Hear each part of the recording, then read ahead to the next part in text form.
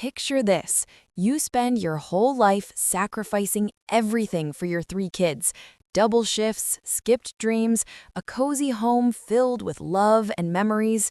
Then, one rainy Sunday, your own children sit you down, slide legal papers across the table, and coldly announce, "You're too old. We're selling your house. You're going to assisted living, like it or not." They take it all, leave you and your husband homeless in a filthy motel. But what they never expected, this quiet, heartbroken mother wasn't broken. She was just getting started. This is the most gut-wrenching, most satisfying family betrayal to justice story you'll hear all year. Stay till the end. The courtroom moment will leave you speechless. My name is Snow Harlan. For 37 years, I woke up at 5:12 a.m., slipped out of bed without waking Robert, and started the coffee so the smell would pull him gently into the day. I was the one who ironed the kids' school uniforms until the collars were crisp, who packed lunches with little notes folded inside. "You've got this, baby." Who turned leftover roast into shepherd's pie that tasted like love on a Tuesday night when money was tight. Robert was my forever. Calloused hands from the garage, quiet strength, the man who fixed every broken thing except maybe the parts of me that worried too much. We bought the house on Maplewood Lane in 1989 with a down payment scraped from overtime and my sewing jobs. Every nail, every coat of paint, every lilac bush I planted in the front yard was ours. Paid off in 2018. No more mortgage, just us, growing old together in the home we built. Our children, Mark, Sarah, Tommy, they were the heartbeat of that house. Mark, the oldest, always ambitious, always chasing the next rung. Sarah, sharp-tongued and beautiful, could sell ice to penguins. Tommy, my soft-hearted baby, the one who used to draw pictures of our family and tape them to the fridge. I thought we'd done it right. I thought love like ours couldn't be undone. Until the Sunday in May when the rain never stopped and the lasagna I'd spent all morning making went cold on the table. They came together. That was the first warning. They never came together anymore unless it was planned. Mark walked in first, suit still perfect at 6 p.m., briefcase in hand like he was closing a deal. Sarah behind him, heels clicking on the hardwood she used to run across in socks. Tommy last, hoodie up, eyes on his phone the entire time he crossed the threshold. We ate. Small talk. Weather, Mark's promotion, Sarah's latest 6-figure listing, Tommy's freelance thing that never quite paid the rent. I kept glancing at Robert. He kept glancing back. Something was wrong. After dessert, warm apple pie, because Sarah once said it was her favorite, Mark cleared his throat. "Mom, Dad?" His voice was calm, professional, like he was reading from a script. "We've been talking, all 3 of us. You're both getting older. Dad, your back's been bad for years. Mom, you've been forgetting things. Small stuff, but it's adding up." My fork froze halfway to my mouth. The room temperature dropped. I felt my chest tighten, not metaphorically, physically, like someone had wrapped a belt around my ribs and pulled. Sarah picked up smoothly, the way she always did when she was about to close. "This house is too much for you now. The stairs, the yard, the upkeep, we had it appraised, almost $420,000. We think the best thing is to sell, put you both in a nice assisted living community, there's one 20 minutes away with excellent reviews, and we'll manage the proceeds so you're taken care of for life." Robert's hand found mine under the table, cold, shaking. "Manage the proceeds?" he repeated slowly, voice low. Mark nodded, like we were finally understanding. "We'd set up a trust. You'd get a comfortable monthly allowance. No worries about bills, maintenance, anything. It's practical." Practical. The word landed like a slap. I whispered, barely audible. "But this is our home. We raised you here. Every birthday, every Christmas, every scraped knee and late-night talk." Tommy looked up from his phone for the first time. "That's exactly why it's perfect timing, Mom. You did your job, now let us do ours." Robert pushed back from the table. The chair legs scraped loud against the floor. You're telling us you want to sell our house, the house we paid for with 30 years of sweat, and move us into a place where someone else decides when we eat and when we sleep? Sarah sighed, the exact sigh she used to give Tommy when he was being dramatic as a teenager. We're not forcing you, Dad, but if you refuse, we've already spoken to an attorney. Mom's memory issues qualify under state law. We can petition for guardianship. It would be cleaner if you just agreed. Clean. My throat closed. I couldn't swallow. Mark slid the folder across the table. Thick. Official. Power of attorney forms, appraisals, medical notes they'd somehow obtained, my last doctor visit, where I'd been flustered and forgotten the date once, circled in red. I stared at the papers. My hands shook so badly the coffee cup rattled against the saucer. You would take our home, my voice cracked, because I forgot the date once? Mark didn't flinch. It's not personal, it's protection. Protection. The word tasted like ash. They left 20 minutes later. Same coordinated exit. Mark handed us the folder for review. Sarah kissed my cheek, dry, perfunctory. Tommy mumbled, "Love you guys," without looking back. The front door clicked shut. Rain kept falling. I stood frozen in the hallway, staring at the spot where they had stood. Then my knees gave out. I sank to the floor, slowly, like the strength had been unplugged from my body. A sound came out of me I didn't recognize. Not crying, something deeper. A low, broken keening that vibrated through my ribs. Robert dropped beside me, wrapped his arms around me. I shook so hard I thought I might come apart. "There are babies," I whispered against his shirt. "Our babies did this." He held me tighter. But in the silence that followed, while rain hammered the roof and my heart shattered against my sternum, something cold and certain began to form inside me. They thought we were finished. They thought we were weak. They thought this ended with us signing their papers and disappearing quietly into some beige room with a hospital bed. They were wrong. The first night in room 214 felt like being buried alive in someone else's grave.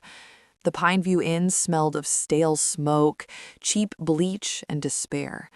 The mattress sagged in the middle like it had given up years ago. One lamp flickered every time a truck rumbled past on the highway outside. The other bulb was burned out. We didn't bother replacing it. I sat on the edge of the bed, still wearing the same cardigan from Sunday dinner, the soft gray one Tommy bought me for Mother's Day 3 years ago. I hadn't changed. Hadn't cried again since the floor of our hallway, just stared at the wall where a crooked motel painting of a serene lake hung, mocking us with its fake calm. Robert unpacked one suitcase, the only one we'd managed to carry out before Sarah changed the locks. Inside, my recipe notebook, the one with Nana's handwriting in the margins, Robert's work boots, a handful of photos I'd grabbed in panic from the hallway table. The rest of our life was crammed into a storage unit 20 miles away, $120 a month we'd have to scrape together somehow. I opened the photo album on my lap. First page, Robert and me on our wedding day. Young, broke, laughing like the world couldn't touch us. Next, Mark's first birthday, cake smeared across his chubby cheeks. Sarah in her prom dress, arms around me, both beaming. Tommy as a toddler, covered in finger paint, reaching for the camera with sticky hands. My fingers trembled so badly the pages blurred. A dry, burning lump lodged in my throat. I swallowed it down, tasted blood. Robert knelt in front of me, took the album gently, closed it. "We'll get it back, Snow, all of it." His voice cracked on my name. That was when the shame hit hardest, not just losing the house, but watching my husband, the strongest man I'd ever known, look small for the first time. Morning came gray and heavy, rain still falling. We drove to the storage unit in silence. When Robert rolled up the door, the sight nearly dropped me. Boxes stacked like tombstones, furniture we'd saved years for, the dining table where we'd carved Thanksgiving turkeys and argued over report cards, the couch where Robert and I had slow danced to the radio while the kids slept upstairs. I reached for the box marked Family Photos, Keep Forever. Opened it, Albums, letters, crayon drawings, every proof we'd existed as a family. My chest heaved, short, ragged breaths. Robert wrapped his arms around me from behind. I didn't cry, I just shook. Back at the motel, I tried calling Mark, hands shaking so badly I almost dropped the phone. He answered on the third ring. "Mom, everything okay?" The casual tone sliced deeper than any knife. "Mark, we're in a motel. Roaches in the shower. Your father's back is killing him from carrying boxes. Is this really what you wanted?" A pause. Then, "It's temporary. The assisted place has an opening next month. I already put the deposit down, non-refundable. You should take it." Non-refundable. Like our future was already decided. I whispered, "You put money down without asking us?" Sarah's voice cut in. They had me on speaker again. "Mom, stop being dramatic. We're trying to help. The house closed yesterday. Funds are in escrow. Once guardianship goes through, we'll transfer your allowance." Allowance. The word made my stomach turn. Robert took the phone, voice low, dangerous. "You reduced 37 years of marriage to $1,200 a month and a room with a view of a dumpster?" Mark answered coolly, "We're not the bad guys here. We're cleaning up the mess you two refused to face. Dad, your health. Mom's memory. It's practical." Practical. Again. I ended the call, threw the phone onto the bed. It bounced once, lay there like a dead thing. That afternoon, the shame came in waves. I walked to the corner store for bread and milk, things we used to buy without thinking. An old neighbor, Mrs. Callahan, was there. She saw me, hesitated, then came over. "Snow, I heard about the house. The kids said you wanted to downsize, that it was your choice." My stomach twisted into knots. They'd lied to everyone, made us the problem. I forced a smile that felt like broken glass in my mouth. Stories change, I guess. She patted my arm, pity in her eyes. The walk back felt endless. Rain soaked through my coat. I stood outside room 214 for a long minute, dripping before going in. Inside, Robert was sitting at the tiny table, staring at nothing. I sat beside him, took his hand. His fingers were cold. I said, "They lied to the neighbors," quietly. He nodded. "They're erasing us." That night, I lay awake listening to the ice machine down the hall, the occasional semi roaring past. Robert curled around me, but sleep wouldn't come for either of us. I kept replaying every sacrifice, every skipped vacation so Mark could have new sneakers, every late-night sewing job so Sarah could have a dress like the other girls, every art supply run for Tommy when we could barely afford groceries. And now, we were disposable, old, in the way. Disbelief curdled into anger, anger into something hotter, deeper, resentment. Part of me still loved them, the babies I'd carried, the children I'd rocked with fevers and heartbreaks. But another part, the part that had knelt on the hallway floor while my own daughter sighed at me like I was inconvenient, whispered, "They don't deserve that love anymore." The internal war raged on, love versus fury, hope versus justice.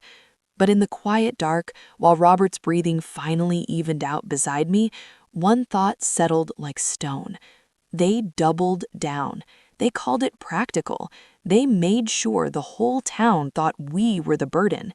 And in doing so, they handed me clarity. No more waiting for apologies that would never come.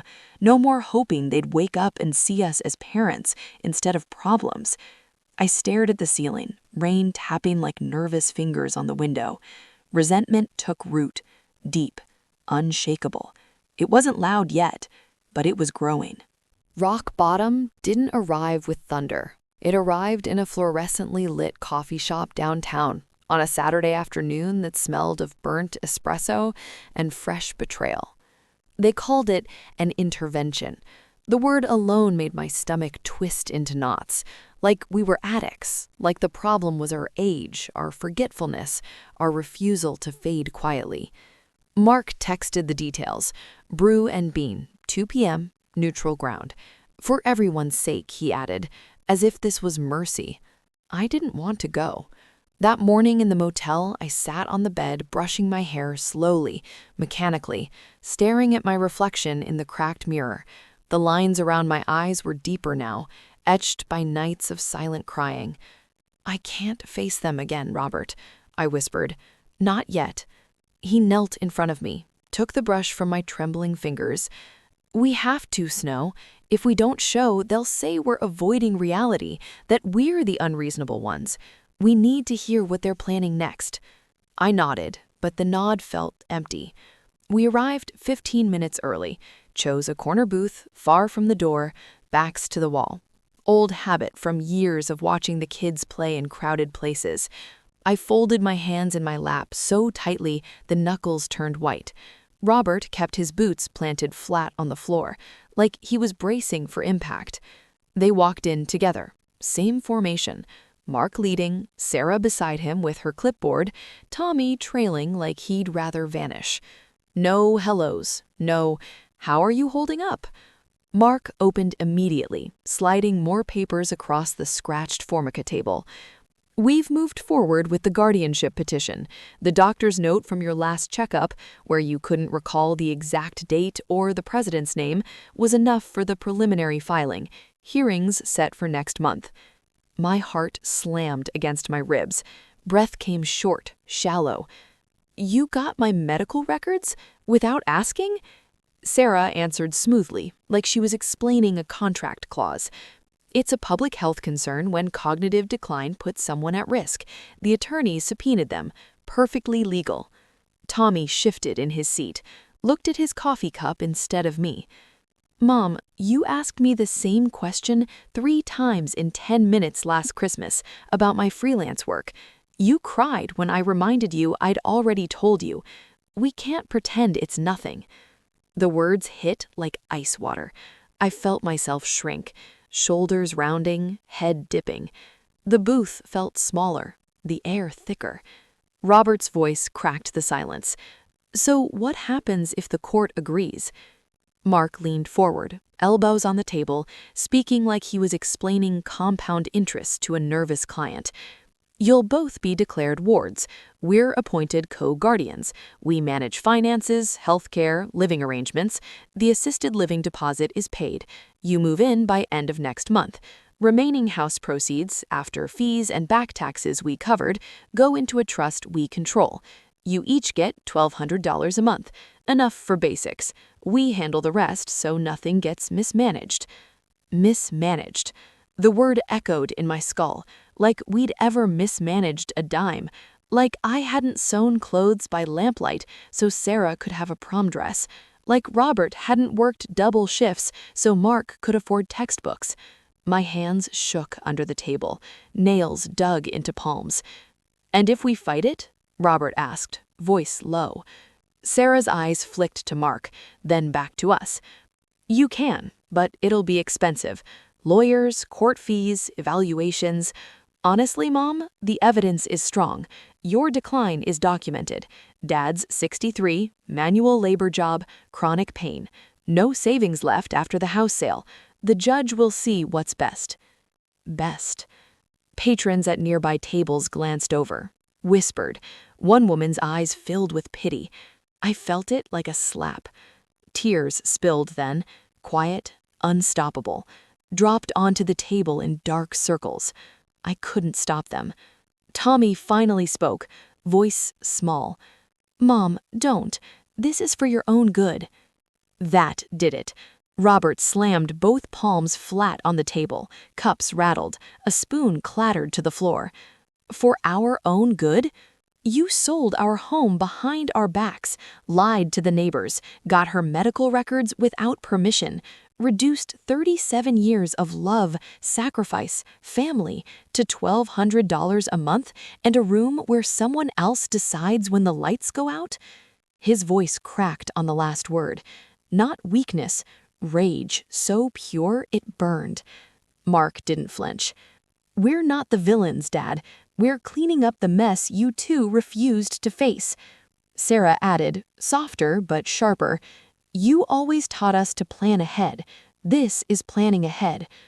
I stared at them, my son in his $800 suit, my daughter with her designer bag, my youngest who couldn't meet my eyes, and saw strangers, entitled, cold, cruel.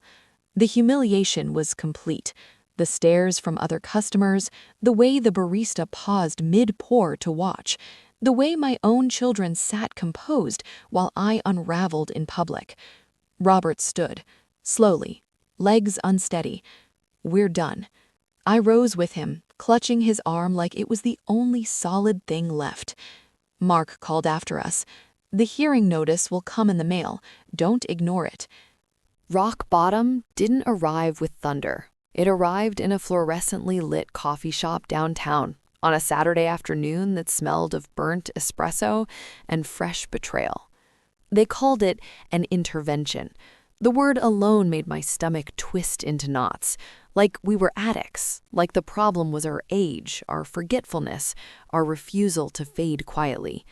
Mark texted the details. Brew and bean, 2 p.m., neutral ground. For everyone's sake, he added, as if this was mercy. I didn't want to go. That morning in the motel, I sat on the bed, brushing my hair slowly, mechanically, staring at my reflection in the cracked mirror. The lines around my eyes were deeper now, etched by nights of silent crying. I can't face them again, Robert, I whispered. Not yet. He knelt in front of me, took the brush from my trembling fingers. We have to, Snow. If we don't show, they'll say we're avoiding reality, that we're the unreasonable ones. We need to hear what they're planning next. I nodded, but the nod felt empty. We arrived 15 minutes early, chose a corner booth, far from the door, backs to the wall. Old habit from years of watching the kids play in crowded places. I folded my hands in my lap so tightly the knuckles turned white. Robert kept his boots planted flat on the floor, like he was bracing for impact. They walked in together, same formation. Mark leading, Sarah beside him with her clipboard, Tommy trailing like he'd rather vanish. No hellos, no, how are you holding up? Mark opened immediately, sliding more papers across the scratched formica table. We've moved forward with the guardianship petition. The doctor's note from your last checkup, where you couldn't recall the exact date or the president's name, was enough for the preliminary filing. Hearings set for next month. My heart slammed against my ribs. Breath came short, shallow. You got my medical records? Without asking? Sarah answered smoothly, like she was explaining a contract clause. It's a public health concern when cognitive decline puts someone at risk. The attorney subpoenaed them. Perfectly legal. Tommy shifted in his seat, looked at his coffee cup instead of me. Mom, you asked me the same question 3 times in 10 minutes last Christmas about my freelance work. You cried when I reminded you I'd already told you. We can't pretend it's nothing. The words hit like ice water. I felt myself shrink, shoulders rounding, head dipping. The booth felt smaller, the air thicker. Robert's voice cracked the silence. So what happens if the court agrees? Mark leaned forward, elbows on the table, speaking like he was explaining compound interest to a nervous client. You'll both be declared wards. We're appointed co-guardians. We manage finances, healthcare, living arrangements. The assisted living deposit is paid. You move in by end of next month. Remaining house proceeds, after fees and back taxes we covered, go into a trust we control. You each get $1,200 a month, enough for basics. We handle the rest so nothing gets mismanaged. Mismanaged. The word echoed in my skull, like we'd ever mismanaged a dime, like I hadn't sewn clothes by lamplight so Sarah could have a prom dress, like Robert hadn't worked double shifts so Mark could afford textbooks. My hands shook under the table, nails dug into palms. And if we fight it? Robert asked, voice low. Sarah's eyes flicked to Mark, then back to us. You can, but it'll be expensive. Lawyers, court fees, evaluations. Honestly, Mom, the evidence is strong. Your decline is documented. Dad's 63, manual labor job, chronic pain. No savings left after the house sale. The judge will see what's best. Best. Patrons at nearby tables glanced over, whispered. One woman's eyes filled with pity. I felt it like a slap. Tears spilled then, quiet, unstoppable, dropped onto the table in dark circles. I couldn't stop them. Tommy finally spoke, voice small. "Mom, don't. This is for your own good." That did it. Robert slammed both palms flat on the table. Cups rattled. A spoon clattered to the floor. "For our own good? You sold our home behind our backs, lied to the neighbors, got her medical records without permission, reduced 30." The transformation didn't announce itself with fireworks or vows shouted into the night. It started in the quiet hours after midnight, when the motel hallway lights buzzed like dying insects, and Robert finally fell asleep beside me. I couldn't sleep anymore. Not really. My mind raced too fast, replaying every word from that coffee shop, every condescending sigh, every practical excuse they threw at us like we were children who didn't understand. So I stopped trying to sleep. Instead, I sat at the wobbly table under the single working lamp, laptop balanced on a phone book to keep the fan from overheating, and began. First, research. Ohio Revised Code on Guardianship, Elder Financial Abuse Statutes, Undue Influence Laws. I printed pages at the public library, free for seniors, thank God. Highlighted lines until the yellow bled through the paper. I watched grainy YouTube videos on contesting guardianship petitions, proving capacity in court, financial exploitation red flags. I took notes in a cheap spiral notebook I labeled grocery list in case anyone ever looked. I learned things I never thought I'd need to know at 61. How to spot forged signatures on trust documents, how homestead exemptions could be fraudulently claimed, how anonymous tips to the Department of Aging could trigger investigations without immediate backlash. I didn't tell Robert everything at first. He saw me changing, the way I walked straighter after morning laps around the motel parking lot. My knees protested, but I kept going. The way my hands steadied when I poured coffee. One evening he asked, voice soft, "Snow, what are you planning?" I looked at him, really looked. The man who'd carried me through every storm, now carrying the weight of our children's betrayal on his shoulders too. "Justice," I said simply. He didn't push. He just squeezed my hand and went back to reading the newspaper we'd scavenged from the lobby. I observed them the way a gardener watches weeds, from a distance without being seen. Mark's LinkedIn posts, another quarter crushed, grateful for the grind. Photos of him in glass offices, shaking hands with men in suits. No mention of the parents who paid for his MBA. Sarah's Instagram, luxury listings, champagne toasts, captions like, "Living my best life, drama-free zone."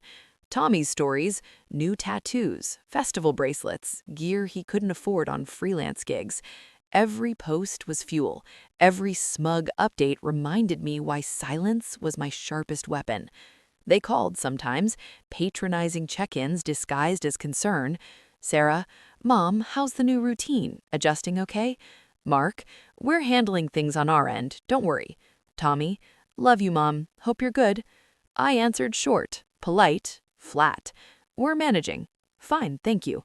No anger, no begging. Just enough to keep them complacent. Mark laughed once on speakerphone, a short, dismissive sound. "You sound different, Mom. Almost calm. Good, means you're accepting reality." I let the silence stretch for 5 full seconds. Then, softly, "Acceptance comes in stages, Mark."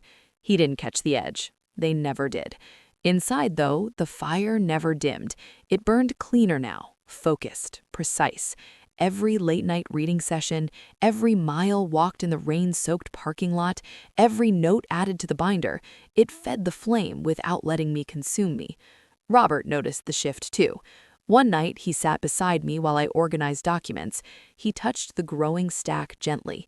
"You're building something." I met his eyes. "I'm not letting them win, Robert. Not like this." He leaned his forehead against mine, the same spot I'd kissed every morning for decades. They'll learn respect the hard way because asking nicely didn't work. He didn't argue. He just stayed there, breathing with me, while the laptop fan hummed and the highway sang its endless song outside. The contrast was everything.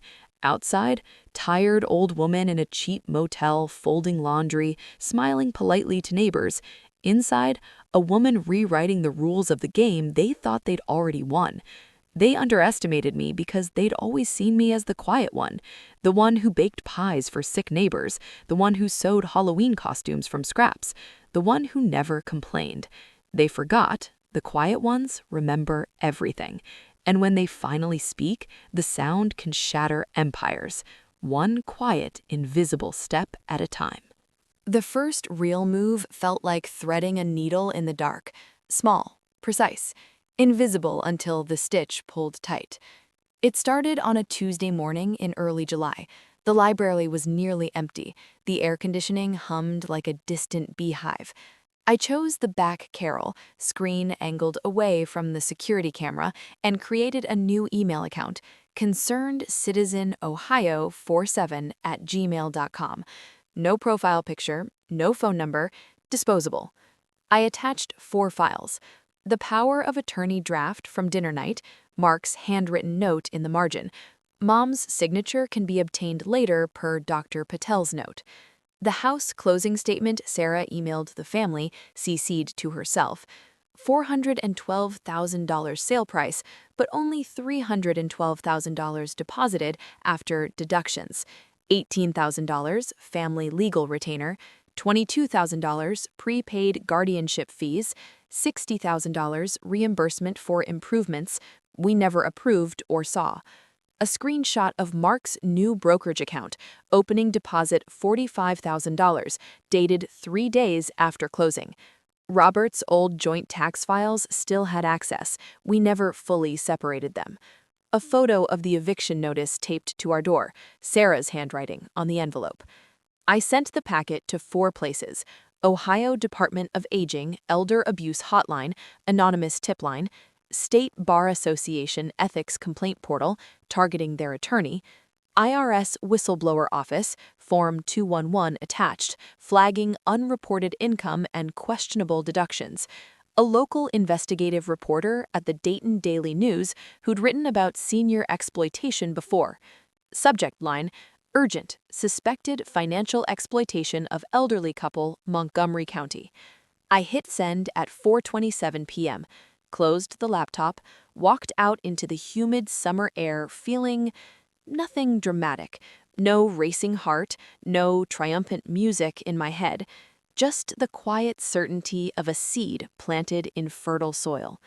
The second move cost money we barely had.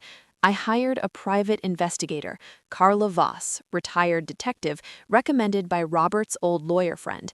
She met me on a park bench 2 towns over, short gray hair, eyes that missed nothing, voice like gravel. "What do you need?" she asked. "Proof, financial trails, social patterns, anything showing they're living better than the modest allowance for parents story they're selling." She nodded once. "Expensive. Cash upfront." I handed over $1,500 from the emergency coffee can stash Robert had kept hidden in the garage before they changed the locks. The rest when results justify. 3 weeks later, an encrypted email drop arrived. Photos. Mark at a downtown steakhouse, $420 tab, laughing with colleagues. Sarah closing a $1.3 million property. Her Instagram story that day showed champagne flutes and "another one bites the dust." Tommy at a music festival, VIP pass, new camera gear visible in every shot. Bank traces, legal channels Carla knew. Wire transfers from escrow to personal accounts. Sarah's new LLC paying her $35,000 management fee for overseeing parental assets. Tommy's credit cards maxed again after payoff. Most damning, a text exchange pulled from public records in Tommy's roommate lawsuit. He'd been sued for unpaid rent. Sloppy. Tommy to Sarah: "Mom and Dad still fighting? Tell them to chill. Money's parked safe. They'll never touch it. Lol." I read that line until my eyes burned, then filed it in the binder under Phase 1 Evidence.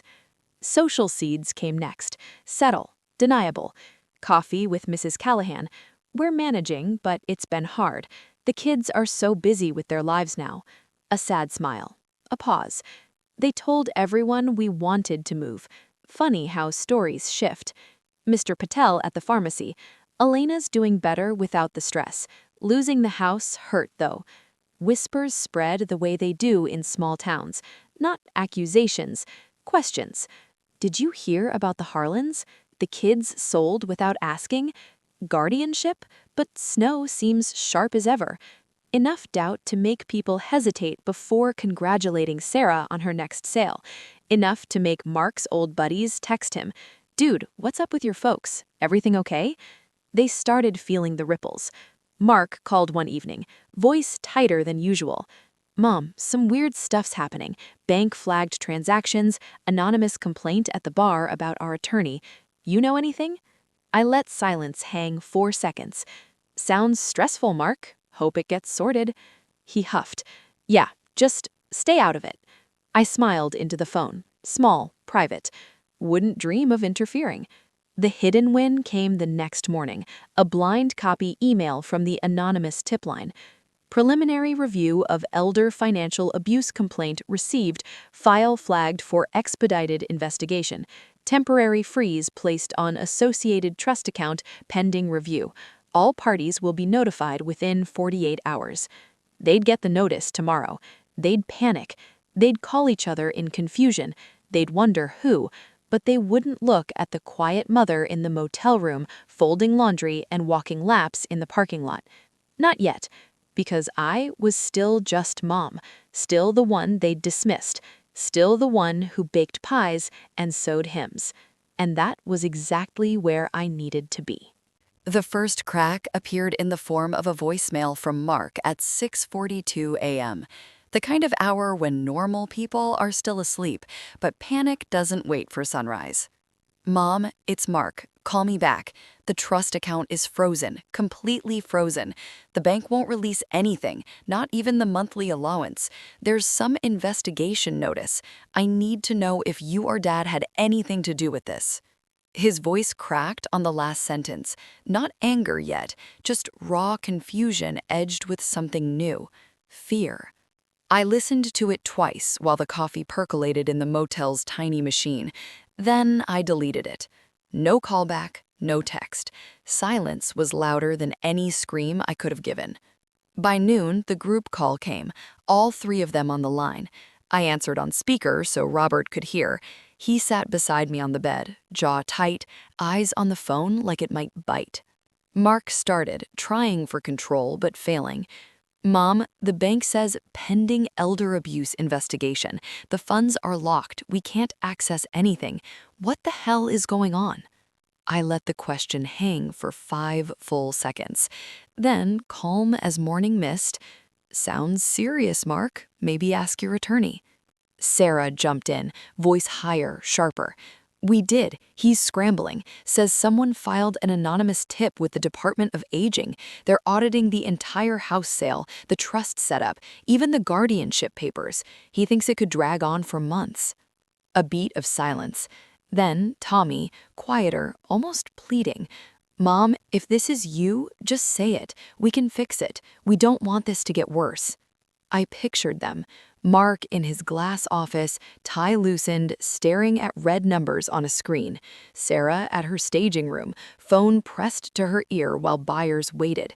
Tommy in some coffee shop, leg bouncing, realizing his safety net had holes. I felt nothing like joy. Not yet. Just a deep, steady pressure in my chest, the relief of finally exhaling after holding my breath for months. I spoke softly, almost gentle. "Why would I do that? You told me it was all handled, practical, for our own good." Mark's tone shifted, the professional mask slipping. "Don't play innocent, Mom. This isn't funny. Sarah's got closings depending on commission draws she was expecting from the trust reimbursement. I've got margin calls on investments I moved money into. We're all exposed here." Exposed. The word hung there like smoke. Robert leaned closer to the phone. "You invested our home equity without asking. Now you're exposed. Poor things." Sarah snapped. "We invested it for the future, for all of us." For all of us, I repeated quietly. Funny, I don't remember seeing any of it. Mark cut in, voice low and dangerous now. If you're behind this, Mom, you're making a big mistake. The guardianship hearing is still scheduled. We can push for full conservatorship. You'll have no say in anything. Robert's hand found mine under the blanket, squeezed once, hard. I answered, level and even. You already took our home, our dignity, our peace. What exactly do you have left to threaten us with? Dead silence on the line. I ended the call. That afternoon, Carla Voss sent an update, encrypted drop, short and brutal. Photos. Mark leaving his office early, face thunderous, phone glued to his ear the whole walk to his car. Sarah at a title company, arguing with a manager, gesturing sharply while a buyer waited awkwardly. Tommy at a dive bar downtown, not his usual upscale spot, nursing a beer alone, staring into the glass like it held answers. More trails. Mark's crypto wallet down 60% since the transfer, volatility eating what he'd stolen. Sarah's brokerage slowing, 2 major clients pulled after hearing rumors. Tommy's biggest freelance contract canceled. Client cited ethical concerns from an anonymous email. Carla's note. They're turning inward. Texts from Tommy's roommate lawsuit discovery show blame shifting. Sarah accusing Mark of sloppy paperwork. Mark calling Sarah greedy. Tommy saying he never wanted in but needed cash. Paranoia is setting in hard. I read it twice, then filed it away. The pressure spread outward, too. Mrs. Callahan stopped me in the grocery aisle. First time in weeks she didn't look away awkwardly. Snow, I saw something on the local news site. Anonymous tip about elder abuse in town. Names weren't mentioned, but people are talking about your kids. I nodded slowly.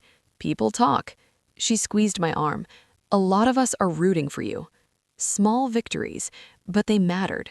That evening, Robert and I walked to the park across from the motel. First time we'd done anything like normal in months. I held his hand, not clinging, just holding. I said quietly, they're scared. They are. Do you feel better? I thought about it. Not better, clearer, like the fog is lifting. He stopped under a street lamp, looked down at me. I don't want them destroyed, Snow. I just want them to understand what they broke. I kissed his cheek. They will, one uncomfortable truth at a time. Back in the room, my phone buzzed again. Mark, text only. We need to meet, face to face, no lawyers, just family, please. I stared at the screen for a long minute, then typed back 2 words, no thanks. I turned the phone off, set it face down. Robert was already in bed, reading one of my old paperbacks by the dim lamp. He looked over the top of the pages. Everything okay? I slid in beside him, pulled the thin blanket up. Everything's moving exactly the way it should. He closed the book, turned off the light. In the dark, his voice came soft. I'm proud of you. I didn't answer. Didn't need to. Outside, a truck rumbled past. Inside, the pressure kept building. Not ours anymore. Theirs. They were confused, angry, starting to panic. And I stayed silent, calculated, waiting, because the tighter you coil a spring, the harder it snaps back. And theirs was almost at breaking point. The systems began closing in like storm fronts merging over flat land, slow at first, then unstoppable. The court summons arrived on Monday morning, hand-delivered by a sheriff's deputy who looked like he'd rather be anywhere else. He knocked once. I opened the door in my faded cardigan, hair still damp from the shower. Snow Harlan? Yes?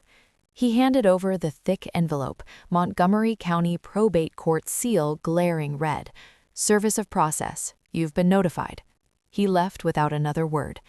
Inside, the guardianship hearing accelerated to 3 weeks away, but the real blade was the attached notice, a temporary restraining order freezing all trust assets pending full investigation.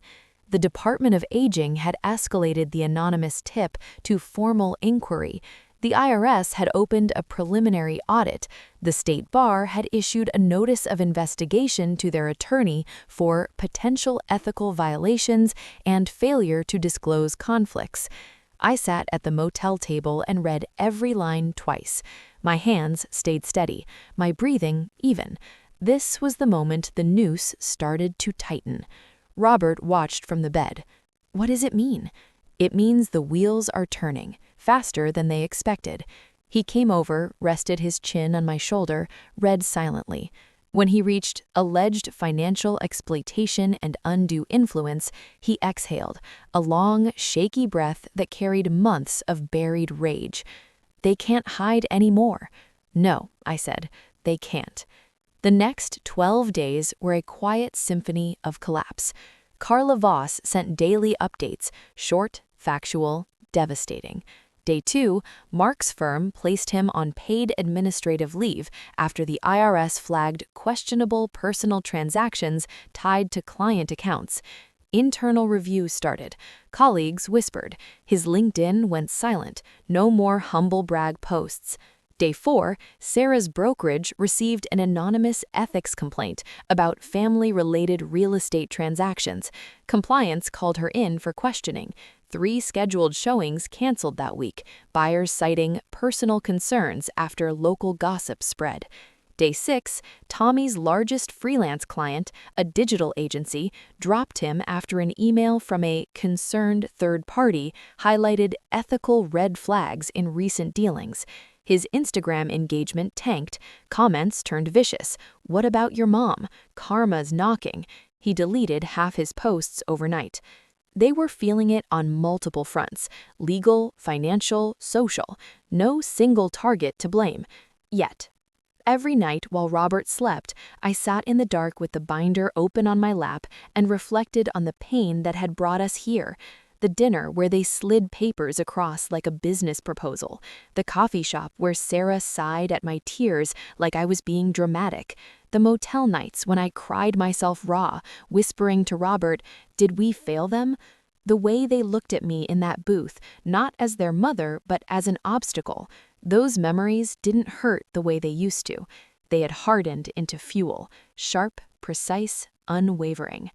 Carla delivered the knockout punch on day 9, a legally obtained recording from Tommy's roommate lawsuit discovery. His unpaid rent mess had opened doors they never saw coming. Mark's voice, the trust's frozen, they're auditing everything. If this goes public, my career's over. Sarah, we should have waited. The guardianship was too aggressive. Mom's not as helpless as we thought. Mark, she's behind it, I know it, playing the victim while pulling strings. Sarah, then we push harder, full conservatorship, cut them off completely. Tommy, I never wanted this, but the money, we needed it. The recording ended. I listened 3 times, then saved it to a USB labeled Family Discussion Audio. Robert's old lawyer friend, Jim Kessler, called that night. Snow, the judge is furious. Their attorney tried to withdraw, but the court denied it. Hearing next week, they have to appear. The evidence packet from the anonymous tip, it's now official record. I asked the only question that mattered. How bad for them? That enough, the judge is considering criminal referral if the audit uncovers fraud. They'll lose the house back to you, pay restitution, face possible charges. Reputation damage is already spreading like wildfire. I thanked him, hung up. The trap was tightening. They could feel the walls pressing in. No escape, no easy fix. Paranoia had taken root fully now. They were blaming each other, doubting each other, turning inward like trapped animals. That evening, Robert and I walked to the park again. The air was cooler, fall creeping in. Leaves crunched under our shoes. I slipped my hand into his. "How do you feel?" he asked. I thought about it. Really thought. I feel steady, like the scales are finally balancing. He nodded. They're going to lose everything they thought they gained. They already have, I said quietly. They just don't know the full price yet. We sat on a bench and watched the sun drop behind the trees. For the first time in months, I smiled, small, real, tired but genuine. The collapse wasn't here yet, but it was imminent. The hearing loomed. The evidence was stacked. The systems were converging. And in the center of it all, I waited, silent, composed, ready. Because the tighter the trap, the more satisfying the snap. The truth didn't whisper its way into the open. It exploded. It started with a quiet Wednesday morning headline on the Dayton Daily News website, buried in the local section, but impossible to miss once you saw it. Montgomery County family at center of alleged elder financial exploitation case.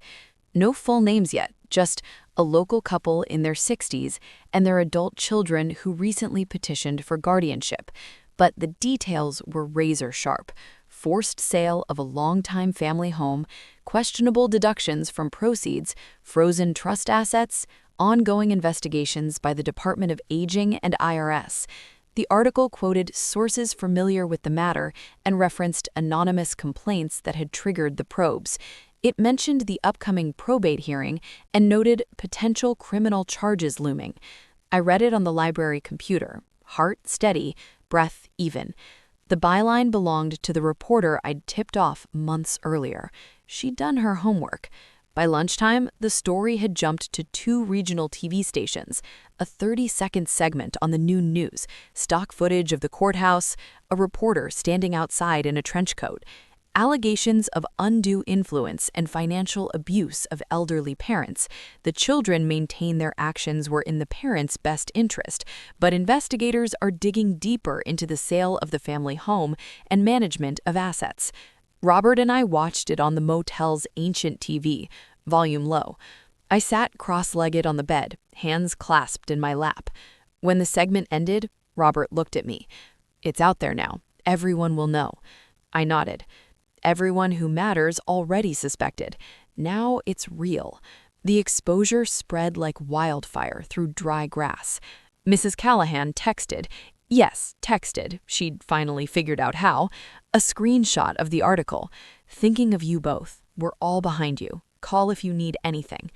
Old neighbors from Maplewood Lane stopped me at the grocery store. Saw the news, Snow. Those kids. Shame on them. "You need groceries? Let me help."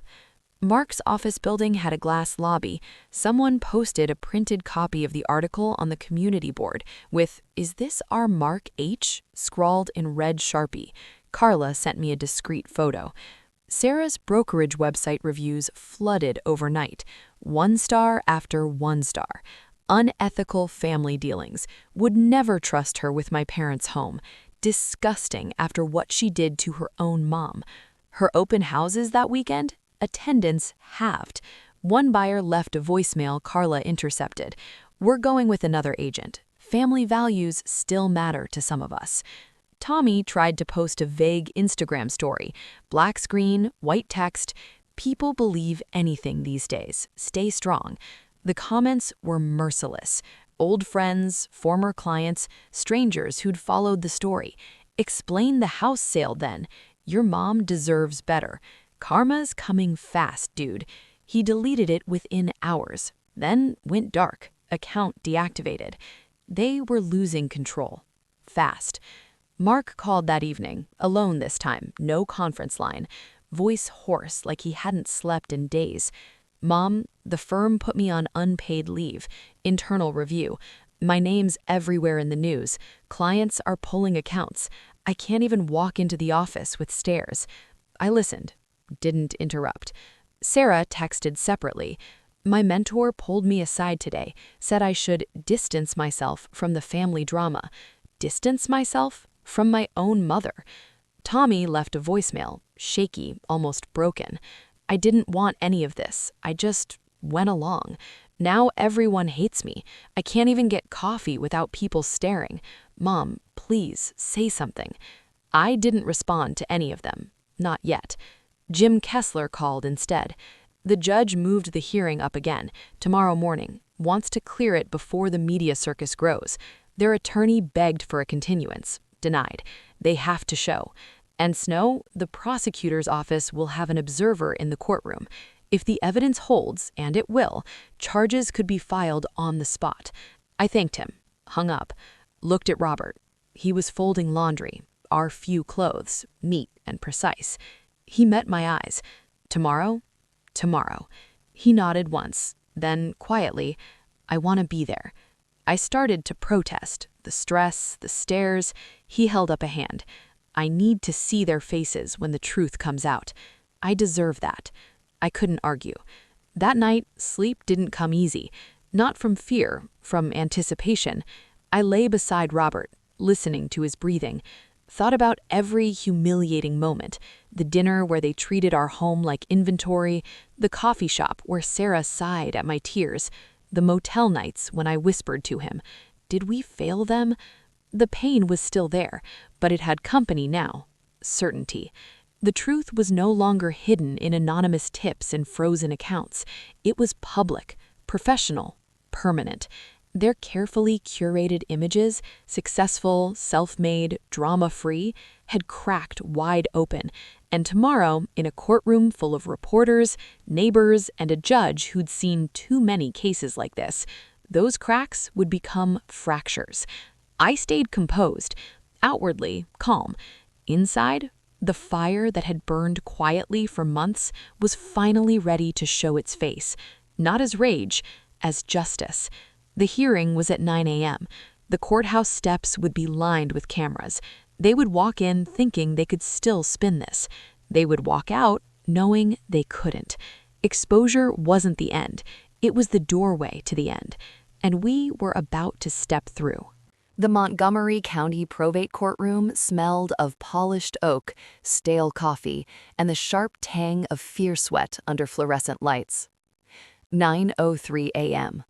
The gallery hummed with tension, reporters in the back rows, notepads poised, phones discreetly recording, neighbors like Mrs. Callahan in the middle, purse gripped, white-knuckled, a cluster of strangers drawn by the viral news story.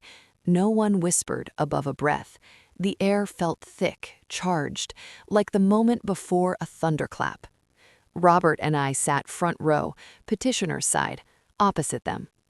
I wore my navy dress, the one saved for weddings and graduations, hem mended twice by my own hands, hair pinned simply, lipstick pale but deliberate, small pearl earrings Robert gave me on our 10th anniversary.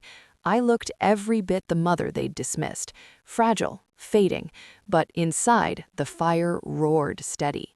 Robert sat beside me, buttoned down crisp despite motel irons, hands folded calm on his knee. His back ached from the hard bench. I saw the subtle shift, but he didn't flinch. They entered at 9:05, together but broken. Mark first, suit wrinkled like he'd slept in it, tie askew, eyes shadowed hollows from nights without sleep. Sarah behind, makeup caked over puffy eyes, heels wobbling slightly on the tile, designer bag sagging empty. Tommy last, hoodie traded for a thrift store blazer too tight across the shoulders, head down, steps shuffling like a man walking to his own funeral. They didn't look at us, not once, sat rigid, staring at the table like it held salvation.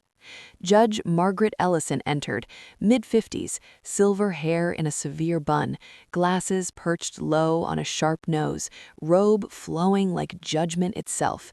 Everyone rose. She sat. We sat. Case 24 GD 4782, in re-guardianship of Snow and Robert Harlan. All parties present? Their new attorney, young, slick-haired, sweat beading on his upper lip, stood. Petitioners Mark, Sarah, and Thomas Harlan present, Your Honor. Jim Kessler rose beside me, voice steady as granite.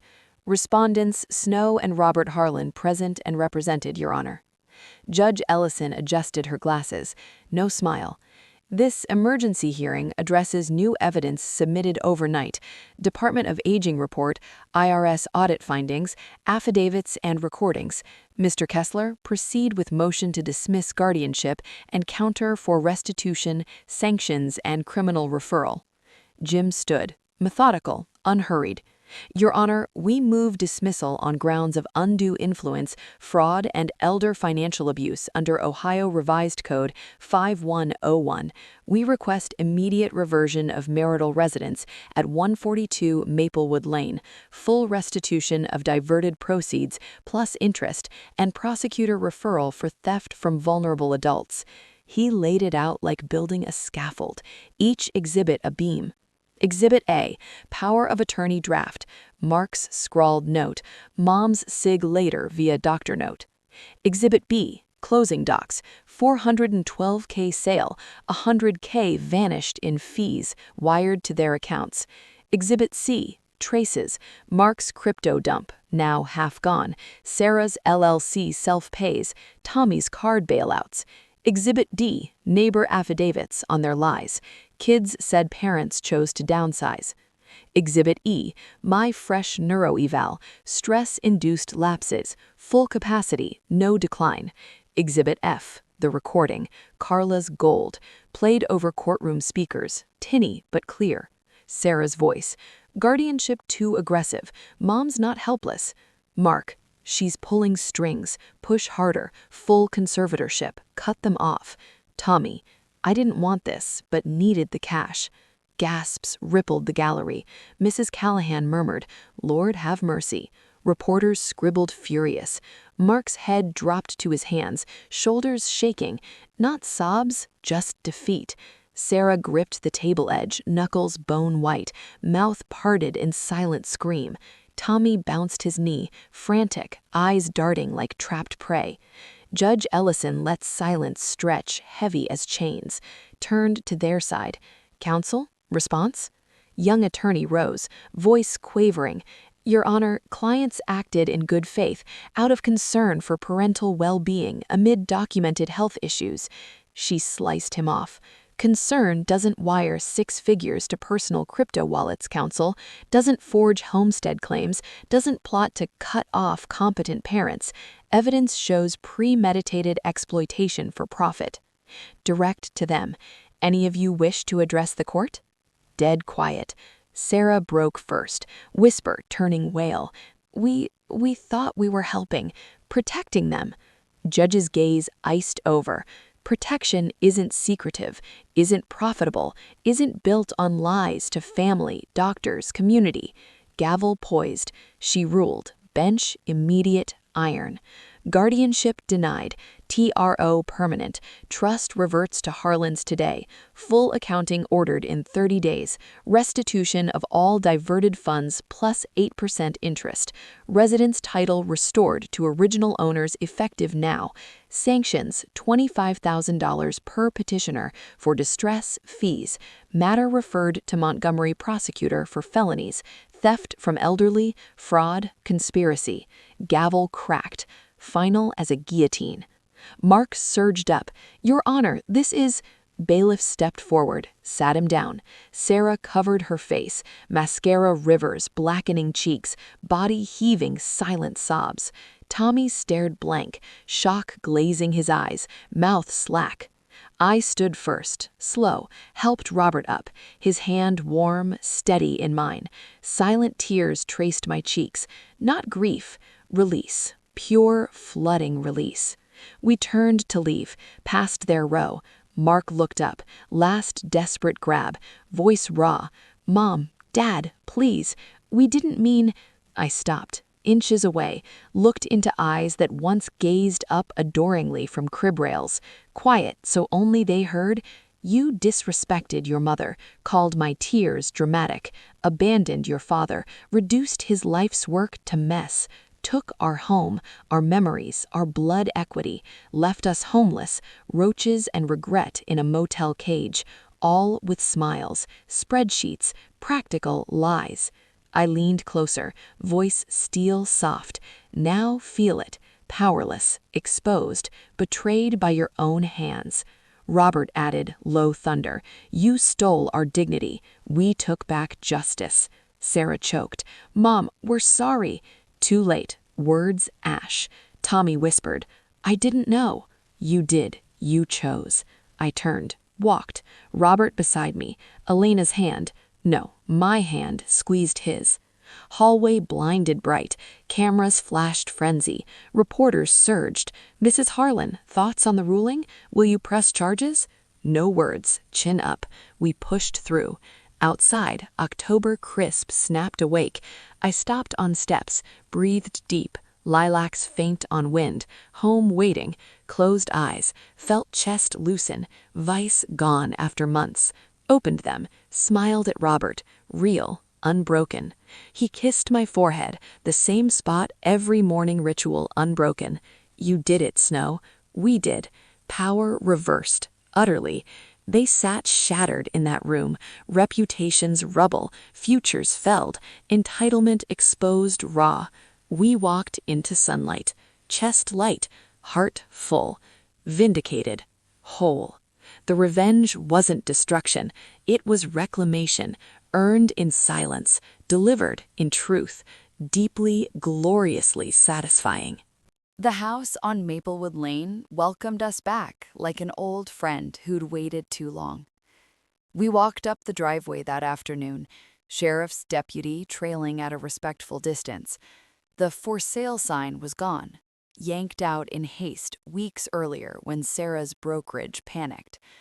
The front porch light glowed softly, timer still set to the same schedule we'd programmed in 1995. Lilacs I'd planted decades ago were fading for the season, but their scent lingered, faint, familiar, alive. I stopped at the bottom step. Robert's hand found mine, squeezed once, hard. I turned the key.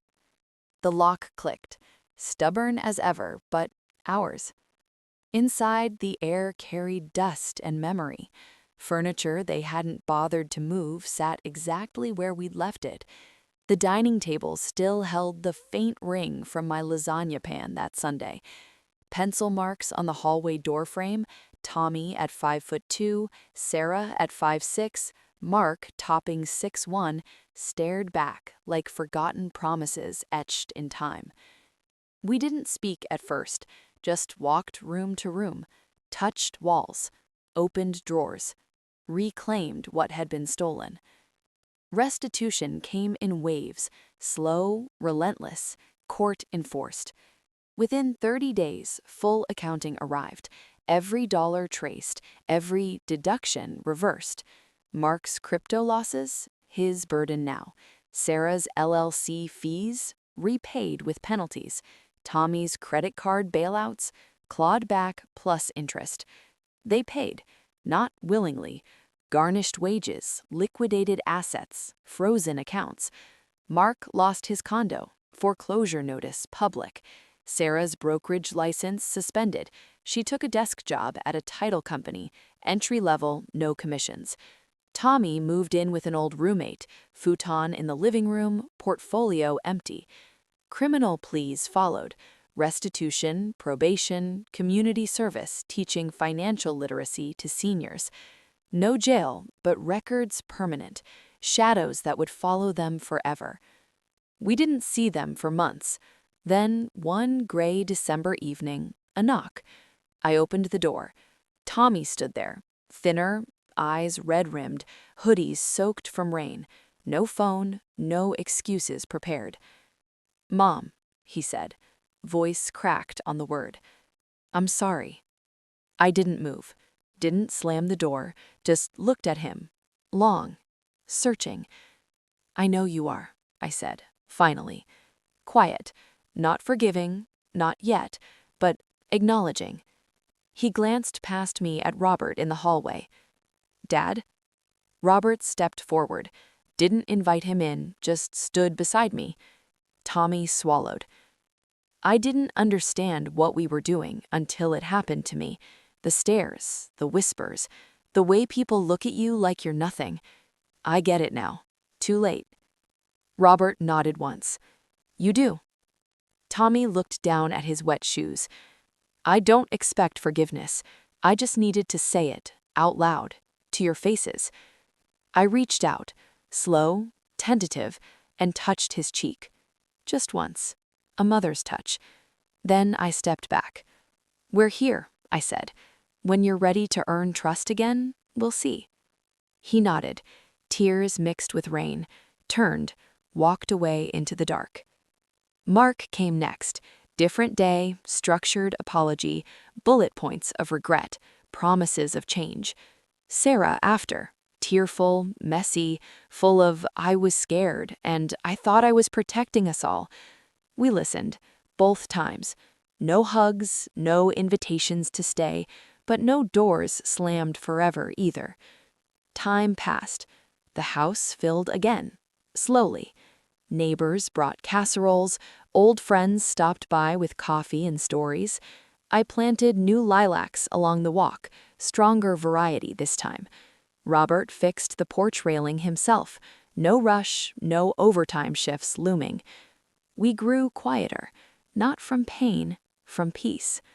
One spring evening, we sat on the rebuilt swing, sun setting behind the maples. I leaned my head on Robert's shoulder. "Do you regret it?" I asked. He thought about it. "I regret they forced us there, but standing up? No, not for a second." I nodded against him. Me neither. We watched the light fade. Fireflies sparked, first of the season. Tiny lights in the growing dark. I spoke softly. Karma isn't always lightning. Sometimes it's just consequences catching up. Quiet, inevitable. And when they do, you either learn or you lose everything that matters. Robert lifted my hand to his lips. "And us?" I smiled. Small, real, whole. We didn't lose.